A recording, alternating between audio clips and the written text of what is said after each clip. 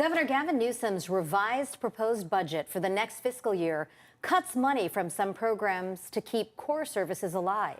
On the chopping block, funding for victim services and organizations dedicated to helping victims of violence are now raising the alarm. CBS 8's Esmeralda Perez is here to tell us more about the local impact. Esmeralda, what are victim advocates saying tonight?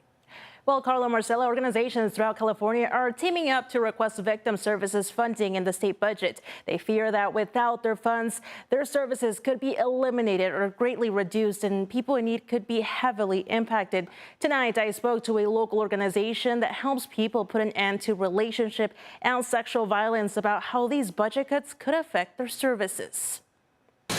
The California Governor's Office of Emergency Services has notified us that there will be a 44.7% reduction in their funding for victim services. Corey Austin is CEO of Center for Community Solutions, an organization that serves people with wraparound services to put an end to violence and empower survivors.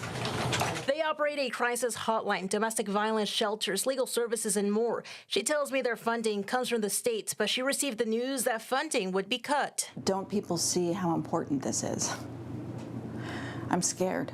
I'm scared for our community. I am scared for victims of violence and what this means. The growing concern among local organizations throughout the state caused them to team up and send state senators a letter requesting funding to continue helping people in need. We understand that California budget is really tight this year. They've had to make some very difficult decisions, but this could be devastating for people. Corey says the organization touches the lives of about 13,000 people a year. That's why it's a major concern to have funding available. It's going to mean a reduction in therapy services for traumatized youth and for adults, longer wait lists, which means that they'll more likely to be re-victimized. If this proposed budget passes, Corey says they'll still continue to prioritize and care for victims of violence, but potentially with fewer staff members and reduced services. But we'll be smaller.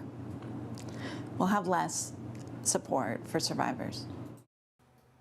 You could just tell how emotional she is thinking about the victim services that might be cut. How soon, Esmeralda, can these organizations start seeing the impacts from the state budget cuts? Well, this budget proposal is for the next funding cycle, which is annually. Corey says they could start seeing the impacts as early as July at the start of the new fiscal year. That's why she hopes legislators will take a closer look at the budget before they vote. We expect the budget will be finalized by June 15th. And we know that they will be waiting and hoping that their cuts are avoided. Esmeralda Perez, thank you. Thank you.